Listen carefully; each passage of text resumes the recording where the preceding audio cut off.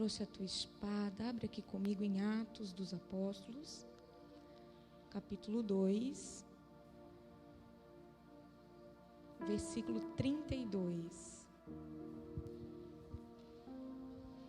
Atos 2, versículo 32.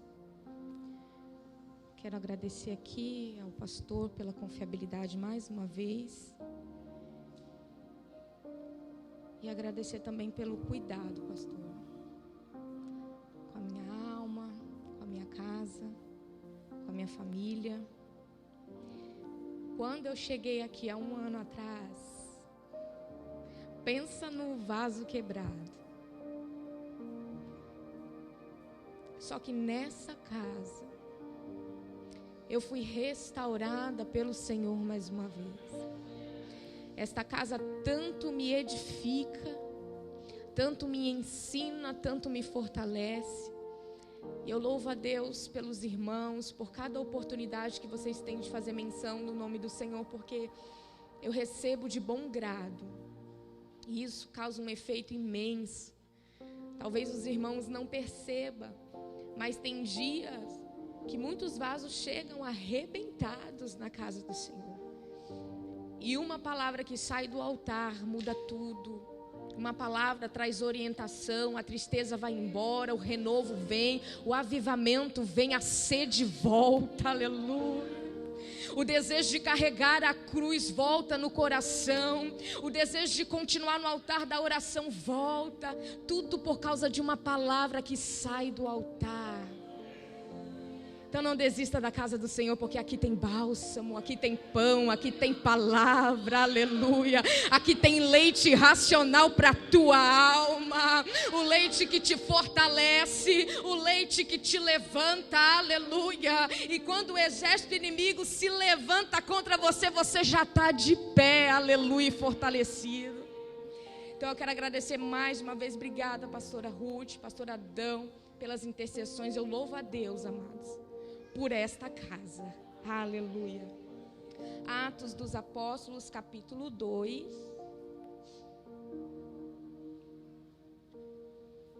versículo 33, diz assim a palavra do Senhor: Deus ressuscitou a este Jesus, do qual todos nós somos testemunhas. Verso 36. Saiba, pois, com certeza, toda a casa de Israel, que a esse Jesus, a quem vós crucificastes, Deus o fez Senhor e Cristo.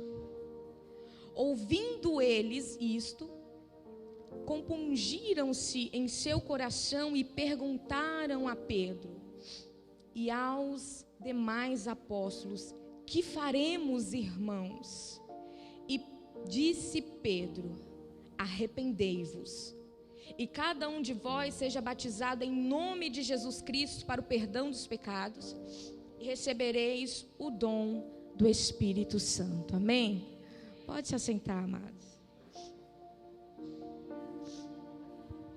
Glória a Deus.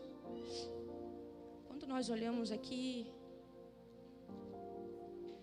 para o capítulo 2, no início, nós vemos que os discípulos, eles estão reunidos em Jerusalém, seguindo a direção do Senhor Jesus, para viver um cumprimento de uma promessa tão esperada.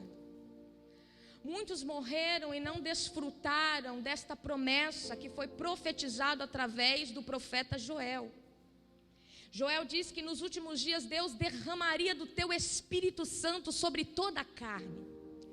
Então não haveria uma necessidade de viagens longas para se ouvir um profeta. Era Deus dizendo: a profecia estará espalhada na boca do meu povo, aleluia. Os teus filhos profetizarão, até mesmo os velhos terão visões, sonhos. A palavra do Senhor será manifesta e será acessível a qualquer criatura da terra, porque Deus irá enviar o teu Espírito de uma maneira abundante, na qual a terra nunca viu e experimentou antes.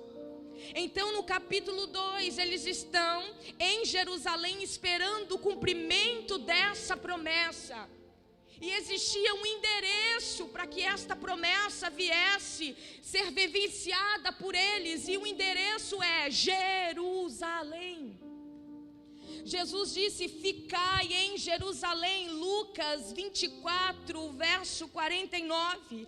Eis que sobre vós envio a promessa de meu Pai. Ficai, porém, na cidade de Jerusalém, até que do alto sejais revestidos de poder. Então tem alguém que sabe, não vai acontecer em casa, vai ser na Terra Santa.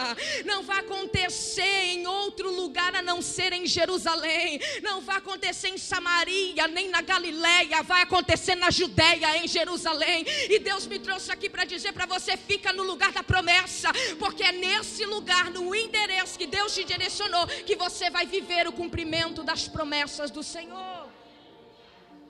Então existia um endereço, existia um dia, uma hora exata, não, mas Cristo diz: não muito tempo, não vai demorar muito. E o endereço é Jerusalém. Tá bom demais. Aleluia. Só de saber que eu não vou, que não vai ser tão demorado, aleluia, já é um alívio. Então eu vou para Jerusalém.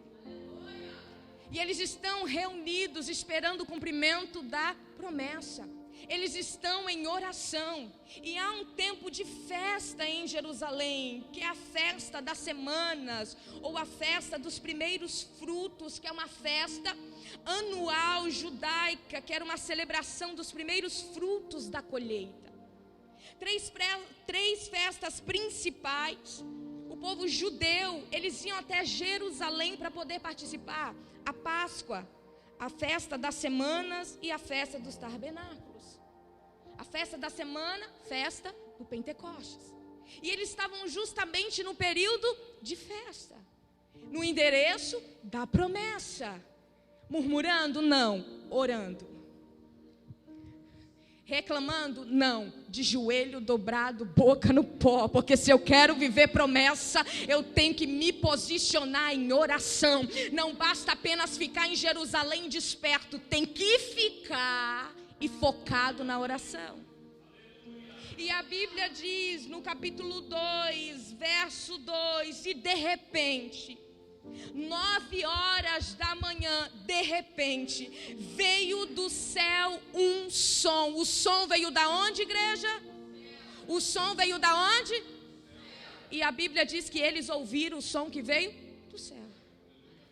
Não foi um som que veio e se foi, foi um som que veio e ficou no ambiente.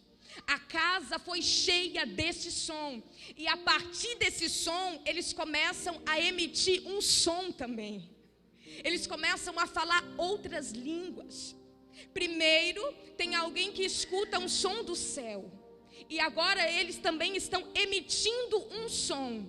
E a Bíblia diz que o som que eles estão emitindo, tem alguém que não está reunido no mesmo lugar, mas está espalhado por Jerusalém e escutou o som daquele que também escutou o som do céu. Só que é lindo porque quando você olha para o texto, você vai entender. Tem alguém escutando o som da voz dos discípulos. Mas estão escutando o som da voz dos discípulos, porque os discípulos escutaram o som do céu. Não pegou ainda? Aleluia. Você quer que o seu som seja escutado na terra? Passa a escutar o som do céu. Porque no dia que você escutar o som do céu, é inevitável alguém tampar os ouvidos para escutar o som da sua boca. Tem alguém que foi movido, tem alguém que foi despertado pelo som que saía dos 120 que estavam dentro da casa, mas só puderam escutar o som dos 120, porque os 120 escutaram o som que veio do céu. E eles correm na direção daquele som, aquele som que sai da boca, chama a atenção. Quem está disperso também se reúnem naquele lugar. Há um número de pessoas, mais de 3.000 pessoas. E eles entram e dizem: o que é isso? Você veio por quê? Não sei, alguma coisa me chamou a atenção. E quando eles chegam, ali tem árabes, Tem judeus de várias localidades. São homens que se converteu ao judaísmo de várias denominações. Quando você vai ler aqui, você vai ver que tem mais de 10 nacionalidades. E tem um egípcio ali olhando e dizendo, mas como assim? Eles estão falando a minha língua e eles são da Galileia. E eu que sou árabe, e eu conheço que eles são da Galileia e de árabe eles não entendem, eles estão falando do meu idioma. E o que é que eles estão falando? Das grandezas de Deus, porque crente não se reúne para falar outra coisa se não for da grandeza de Deus. Se não for para falar da grandeza de Deus, nem me chama. Se não for para falar da grandeza de Deus, nem coloca o meu nome na lista. Se for para falar alguma coisa que venha a ser da grandeza de Deus sobre a terra. Então o que aqueles homens estão escutando é que os 120 estão falando em idiomas diferentes das grandezas de Deus. E tem alguém olhando e dizendo, eu não estou entendendo. Eles são da Galileia, são pescador, não tem nem diploma, que ele ali não sabe nem ler, nem escrever, e está falando árabe. Então eles foram atraídos pelo som que escutaram da boca dos 120. Mas eles estão ali sem entender o que está acontecendo. A Bíblia diz que Pedro se levanta e começa a pregar a palavra. Porque a dúvida só vai sair do coração de alguém acerca do movimento que acontece dentro da casa quando nós pregarmos a palavra. Porque a palavra anula a dúvida, a palavra anula todo espírito de zombaria, todo espírito de incredulidade. Então Pedro se levanta e começa a pregar a palavra para que não haja dúvida entre aqueles que entraram com dúvidas no ambiente. A dúvida só vai sair se você pregar a palavra. Só haverá conversão se houver pregação da palavra de Deus. Não foi a língua estranha que converteu aquelas 3.000 almas. A língua estranha atraiu, o barulho atraiu, o movimento atraiu, mas o que convenceu o homem do pecado, do juízo e da justiça foi o Espírito Santo operando através da palavra. Então não é a língua estranha. Não é o ré, nem o pá. Não, é a palavra. Movimento é bom e eu gosto muito, aleluia. Língua estranha está na veia do crente que ora, que busca, que está em conectividade com o seu Senhor. Mas a língua estranha não vai salvar, o que vai salvar é a pregação da palavra. A língua estranha edifica aquele que fala em língua estranha, porque quem fala em língua estranha não fala aos homens, fala a Deus, aleluia. Então Pedro está entendendo, enquanto a minha língua enrolar não haverá conversão, então eu vou partir para a palavra. E ele começa a pregar a palavra. Ele começa a pregar a palavra para quem? Para os judeus que estão em Jerusalém. Fazendo o quê? Vieram para a festa. Fazer o quê? Para adorar, para agradecer o Deus de Israel. Aleluia. Só que aquele dia a mensagem não foi meia dura. E Pedro começa a dizer, olha, é o seguinte, vocês estão no ambiente de festa, estão no culto, trouxe até oferta, mas está todo mundo desviado. Vocês estão aqui, estão até bonitinho, vieram, estão adorando, mas estão fora do centro da vontade de Deus. Estão presos ao engano. E foi o que o pastor leu aqui em 1 Pedro, capítulo 2, verso 1. Que precisamos deixar o engano. Pedro começa a pregar dizendo, vocês estão presos ao engano, porque vocês estão esperando o Messias, mas ele já veio, já ressuscitou e já cumpriu a promessa que foi liberada através do profeta Joel sobre a nossa vida. Então Pedro começa a pregar dizendo, vocês estão no engano. Vocês crucificaram o Messias, na qual vocês ainda acreditam que vai vir. E vocês estão dizendo que estão no centro da vontade de Deus. Pedro é alguém que sabe, eu acabei de ser cheio do Espírito Santo. Se for para entregar a chave de casa, eu entrego. Mas se for para descer o rolo da repreensão sobre a igreja, aleluia, eis-me aqui, porque eu sou instrumento de Deus, e a mensagem que Deus colocou na minha boca é para salvar, é para edificar, é para levar o pecador ao arrependimento. Então chave de casa pode até te alegrar, mas é a palavra que vai trazer o arrependimento verdadeiro. E Pedro começa a pregar a palavra. São 120. Pedro se levanta. Em outras palavras, Pedro está dizendo: vocês estão no centro da vontade do inimigo, porque de Deus nenhum de vocês está no centro. E eles estão ouvindo. E Pedro começa a dizer: lembra de Davi? Davi, ele profetizou. Capítulo 2 de Atos dos Apóstolos, verso 31. Pedro fala: Davi preveu a ressurreição de Cristo, quando disse que a sua alma não foi deixada no Hades, nem a sua carne viu a corrupção. Ele vai na palavra, ele abre o entendimento do povo na palavra. Pedro está dizendo: Davi não estava falando de si, porque Davi morreu e o sepulcro dele ainda está lá. Davi estava predizendo, estava anunciando sobre a ressurreição de Cristo, porque a sua alma não foi deixada no Hades, nem a sua carne viu a corrupção, porque Deus ressuscitou Jesus, aleluia. Então Pedro está pregando aquilo que eles têm dificuldade de entender. E não é novidade o que eles estão pregando, gente. Jesus veio 3 anos e alguns meses falando.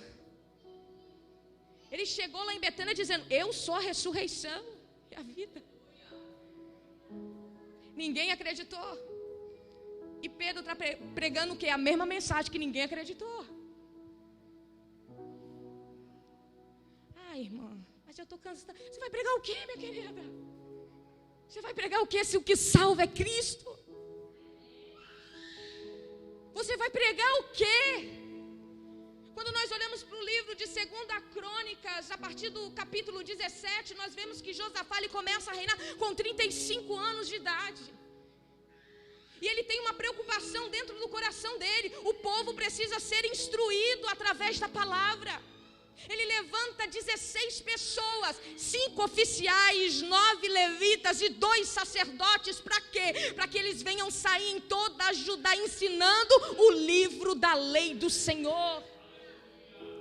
Porque Josafá sabe, eu vou ensinar o que para o povo se não for a palavra do Senhor? Ah, mas é um povo rebelde, Josafá. É um povo que um dia adora aqui, daqui a pouco já está lá no altar de Baal. Mas Josafá sabe, eu vou ensinar o que se não for o livro da lei do Senhor? Então Pedro está ensinando aquilo que já foi ensinado e alguém rejeitou. E ele continua batendo naquela tecla: o Cristo já veio. O Cristo já ressuscitou e o batismo já está acontecendo, aleluia. E há uma multidão escutando o quê? A palavra. Vendo o movimento? Não, escutando a palavra. Não foi pelo movimento que alguém se rendeu aos pés do Senhor, foi por ouvir a palavra. Guarde isso na tábua do teu coração. Movimento é bom demais, mas movimento sem palavra eu nem quero. Movimento sem essência eu prefiro nem me movimentar. Se for para ter movimento, que venha a ser um movimento pela palavra. Se venha a ser para atrair multidão, venha a ser por causa que a movimentação está acontecendo, porque eu estou escutando um som que vem do céu, aleluia. Se for para atrair multidão, que venha a ser por causa da movimentação que o céu está fazendo. Esse negócio de crente rodar aí que nem peão, Cadê a palavra? Só movimento não dá, meu querido. Só movimento não sustenta. O que sustenta é a palavra.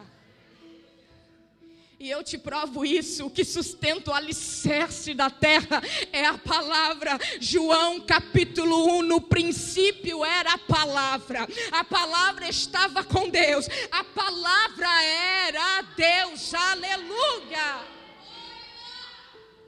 Então é a palavra. Conhecereis a palavra e a palavra vos libertará. A verdade é a palavra é Cristo.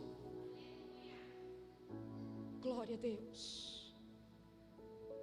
Vocês que são ministros de louvores, é lindo. Adoração faz parte daquele que está conectado com Deus. Mas a adoração só existe em nós porque a palavra veio primeiro. Nós só adoramos porque tivemos acesso à palavra. É por causa da palavra manifesta é que nós adoramos em espírito e em verdade. Então dá reverência à palavra, come a palavra, lê a palavra. Porque quando uma multidão estava diante de Pedro, Pedro pregou a palavra, porque estava munido da palavra, porque comia a palavra, porque meditava na palavra, porque estudava, porque ensinava, porque vivia a palavra. Que Pedro sabe, não é meu testemunho edifica, mas o testemunho de Cristo é que salva. Aleluia. Então ele prega a palavra, e a palavra é correção. E tem alguém ouvindo a correção. Tem alguém que chegou em Jerusalém dizendo: eu estou no centro da vontade de Deus, eu sou santo até o tutano. Aí vem Pedrão dizendo: não é santo não. Vem aqui que eu quero revelar alguns mistérios que você não compreende na palavra. E tem alguém ouvindo e entendendo dentro de si. Porque o Espírito fala, mas o meu Espírito testifica com o Espírito de Deus. E o Espírito deles estão testificando e eles estão entendendo. A palavra está abrindo a minha visão e o meu entendimento. Eu achava que estava no centro da vontade de Deus, mas eu estou preso a um engano. E tem alguém que olha para Pedro e diz: e agora?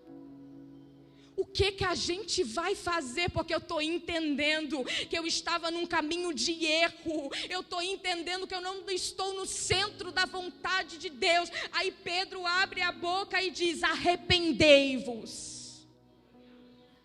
Primeiro passo. Era Pedro dizendo: calma, ainda tem solução. O caminho do engano, aleluia. Deus entrou no meio para te impedir de continuar trilhando esse caminho do engano e a tua alma ir para a perdição. Mas pelo poder da palavra, pelo ensino da palavra, pela luz das escrituras, pelo agir do Espírito Santo, através da palavra, aleluia, Deus está repreendendo o engano. Oh, aleluia. E tem alguém preocupado. Eu trouxe a minha oferta, mas o que adianta eu ofertar e continuar no caminho de engano? Eu venho para as festas, eu cumpro todo o protocolo. Em outras palavras, eu vou para o ensaio, eu vou para o culto, cumpro o ofício, mas agora eu estou vendo que eu não estou no centro da vontade de Deus. E agora? E Pedro está dizendo: arrependei-vos. E o que é se arrepender? A palavra arrependimento vem de uma palavra grega que significa conversão, mudança de direção e mudança de mente, ou seja, é uma mudança de coração e de mente que nos aproxima de Deus. Pedro está dizendo: está na hora de mudar a mente e o coração e se aproximar de Deus. Porque arrependimento é quando muda aqui, e quando muda aqui, muda aqui, quando muda aqui, muda aqui. Eu também mudo a minha conduta, o meu jeito de falar é diferente, a minha postura é diferente, a maneira como eu agia não é mais a mesma, porque houve arrependimento. É por isso que João Batista ficava furioso e pregava: arrependei-vos, suas víboras. produzir frutos dignos de arrependimento. Você acha que é só chegar, mergulhar? Não, tem que ter mudança aqui e aqui. E quem muda na mente, muda no coração. A gente começa a ver os frutos, as ações. Então Pedro diz, o primeiro passo, ainda tem jeito, ainda tem solução. E o primeiro passo é, se arrepende. E tem alguém pensando, já estou arrependido. Porque no verso 37 diz assim, que quando eles ouviam a pregação, compungiram-se em seu coração. O significado dessa palavra compungir é despertar compunção, é se arrepender. Antes de Pedro dizer, vocês precisam se arrepender, já tem alguém falando consigo mesmo, eu estava errado, o que é que eu fiz? Não vou mais fazer isso, não vou mais defender uma causa que Deus não é o centro, não vou mais pregar isso, porque não está de acordo com aquilo que Deus tem para a minha vida. Então eles se arrependeram, e qual é o segundo passo? Porque quem se arrepende, o segundo passo é ser batizado nas águas em nome de Jesus Cristo para o perdão dos pecados. Esse negócio de dizer, não é meu tempo, então você não se arrependeu e muito menos se converteu. Porque quem se arrepende, quem se converte não tem medo de descer as águas, porque tem certeza, eu assumi essa fé, eu defendo essa bandeira, hoje eu sou lavado, remido pelo sangue, e eu quero assumir a minha fé de uma maneira pública e demonstrar para o meu Deus que eu quero nascer de novo, aleluia. Então Pedro está dizendo, se arrependem, depois batismo nas águas, aí depois cumpre a promessa que a gente está desfrutando. Então Pedro está dizendo, a dureza do coração de vocês atrasaram a promessa que nós estamos vivendo hoje.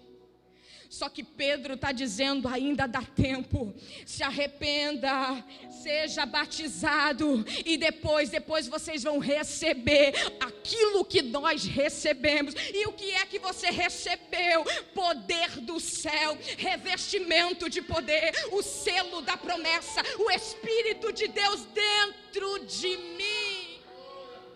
E qual é o efeito, Pedro? O Espírito anuncia as coisas que há de vir, aleluia. E é pelo Espírito que eu estou pregando, é pelo Espírito que eu estou pregando para vocês, aleluia.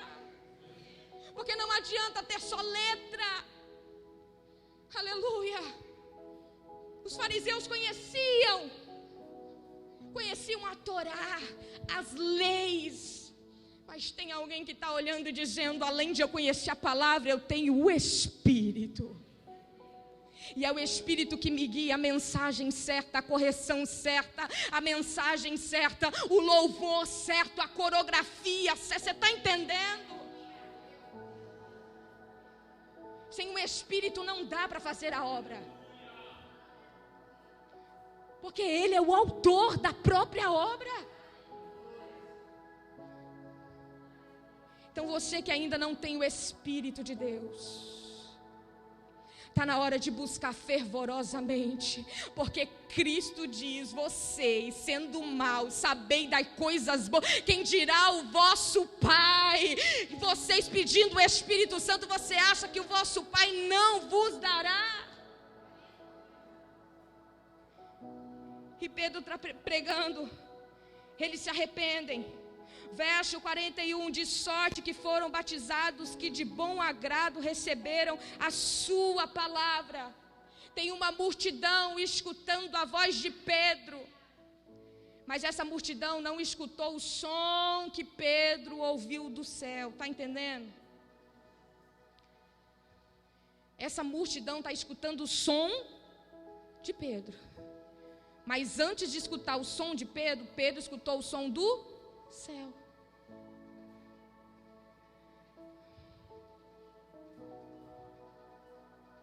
Não vem autoridade, não vem unção, se nós não escutarmos o som do céu.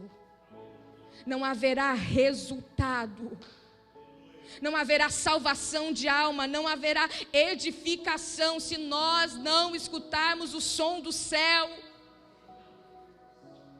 Aleluia. E a Bíblia diz que quase 3.000 almas. Pedro pregou o que, igreja? A palavra. Ele entregou molho de chave? Não, ele pregou a palavra. Ele saiu rodando, marchando na igreja? Não, ele pregou a palavra. O discurso dele só foi línguas estranhas? Não, foi palavra. A palavra é o suficiente para edificar. A palavra é o suficiente para poder acrescentar números na igreja. Então os que estão aqui foram movidos, são homens arrependidos pelo poder da palavra. Então a qualidade, são 3.000 almas, mas são 3.000 novos convertidos pela palavra. Então tem qualidade. Mas antes de serem 3.000, era 120 apenas. Eu prefiro ficar muito tempo só com 120 e no dia que Deus acrescentar os verdadeiros adoradores, arrependidos, lavados, remidos, aleluia, que compreenderam a palavra, do que continuar com 120 e uma multidão de enganadores. Almeje isso, de Deus acrescentar, não enganadores, mas Deus acrescentar uma multidão lavada e remida pelo sangue do Cordeiro. Alguém que fala a mesma língua que você, alguém que compreende os mesmos mistérios que você, porque a Bíblia vai dizer, verso 42, e perseverando na doutrina dos apóstolos, e na comunhão, e no partir do pão, e nas orações, aleluia, em cada alma havia temor, e muitas maravilhas e sinais se faziam pelos apóstolos, e todos os que criam estavam juntos e tinham tudo em comum. A irmã prefere andar sozinha do que não andar com gente que não está na mesma fiação. Aleluia. Então eles estão andando em grupo, mas tem tudo em comum, pastor. Aí não tem problema. Por quê? Porque quando um tem visão, o outro já pegou. Estou entendendo o mistério. Vai falar das coisas de Deus por carnal. Fala que é louca. Muitas vezes eu na minha casa, brigando com o diabo, eu digo, aqui tu não vai entrar não. E os vizinhos olhando, essa mulher está doida. E a outra lá do lado dizendo, o papai envia o anjo que ela está em guerra. Envia um anjo porque ela está em guerra. Quando você anda com alguém que está na mesma fiação que você não é tido como louco, como louca. Ele entende o mesmo mistério. Tem uma irmã que ela gosta muito de conversar comigo. Ela diz assim, Grazi, vem cá, porque só as loucuras do céu tu compreende. E ela começa a relatar as experiências dela. Ela disse, olha, essa madrugada eu sofri um ataque muito grande. E ela contando. Quem é carnal não entende. Eu já enfrentei guerra assim. De estar dobrado o meu joelho na sala da minha casa. E quando abrir os meus olhos, está rodeada de demônios. Demônios bem armados, equipados. E naquele momento eu clamar o sangue de Jesus sobre a minha vida e dizer, Deus, eu estou entendendo que o exército das trevas já se levantou contra mim. E naquele mês um decorrer de guerras, na saúde, na finança, na casa, muita guerra. Agora você vai falar isso para um carnal, vai dizer, você está doida? Manda para o hospício. Aleluia. Então ande com quem entenda os mesmos mistérios que você, porque isso vai te fazer crescer, vai te fazer evoluir. Então eles estão em comunhão. E é interessante por quê? Porque estão em comunhão. E a Bíblia diz, perseverando unânimes, no verso 46, todos os dias no templo. Eles estão em comunhão todos os dias no templo. E no mesmo versículo 46, e partindo o pão em casa. Então eles estão em comunhão com a igreja no templo e em comunhão com a família em casa. É alguém que diz: eu sou crente no templo, mas não deixo de ser crente dentro da minha casa. Eu manifesto temor e confiança e santidade perante os meus irmãos dentro do templo, mas eu não mudo a minha identidade quando eu chego em casa.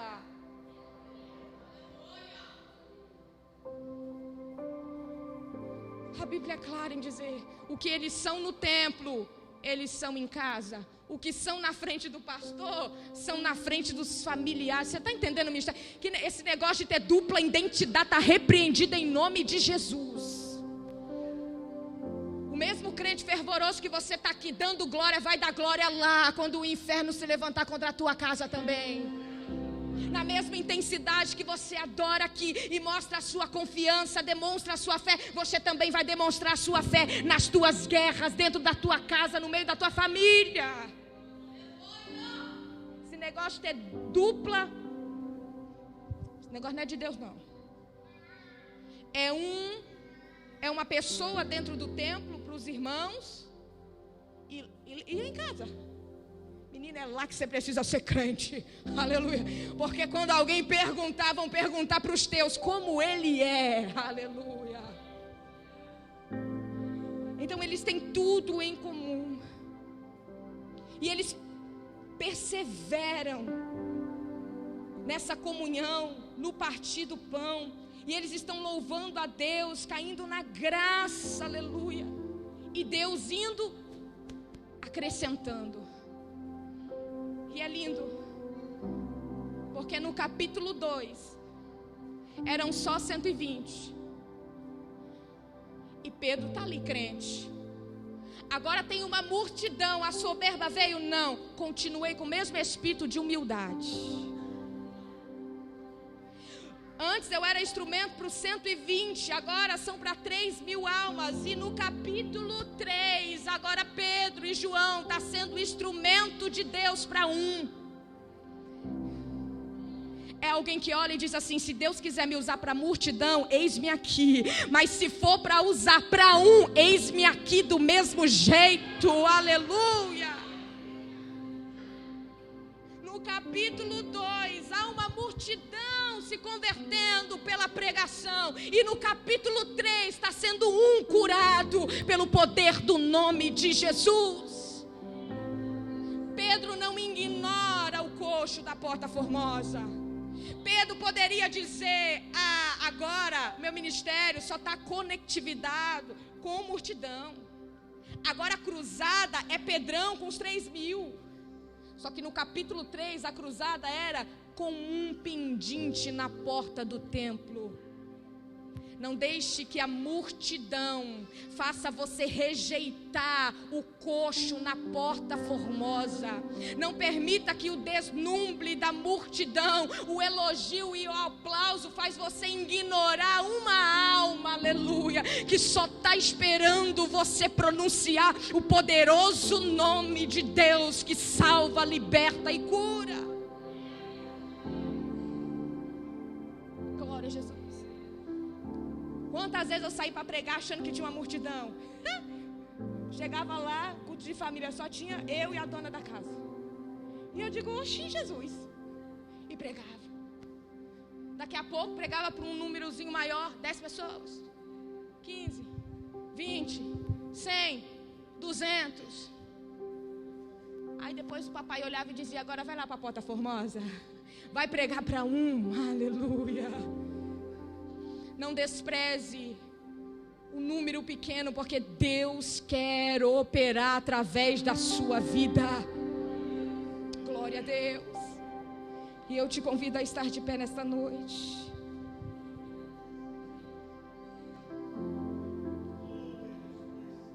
O que nós precisamos é a palavra.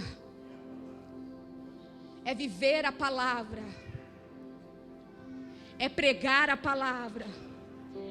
Pedro está ensinando a palavra porque primeiro ele aprendeu da palavra. Eu não posso ensinar nada daquilo que eu já não tenha sido ensinado primeiro. É alguém que está falando com propriedade e autoridade acerca da palavra. Por quê? Porque aprendeu dela. porque está vivendo da palavra, porque está sendo sustentado pela palavra. A nossa casa precisa só da palavra, igreja. Não é dinheiro que vai te manter de pé, é a palavra. Dinheiro vai te trazer conforto, mas é a palavra que lhe mantém de pé. Jesus não usou dinheiro para tirar Lázaro da sepultura, foi a palavra. Cristo ressuscitou por causa do poder da palavra, aleluia, que já tinha sido manifesta. É da palavra que nós precisamos. Nesta noite eu te convido a fechar os teus olhos e pedir para o Senhor: Pai, devolve a sede da sua palavra. Devolve-me, Senhor, a vontade de me relacionar com a sua palavra. Não é só oração, não é só jejum, não é só movimento, tem que ter palavra. Cuidado para você não se tornar uma igreja manca. Muita graça e pouco conhecimento. Conhecimento vem pela palavra. Glória a Jesus, Pai. É a tua palavra, Senhor, que nos trouxe vida. Enche do Senhor do desejo de viver a sua palavra, para que o que possa sair da nossa boca venha a ser aquilo que nosso coração está cheio. Palavra. A palavra é suficiente para operar. A palavra é suficiente para ressuscitar. É a palavra que vai acrescentar as 3.000 almas, Senhor.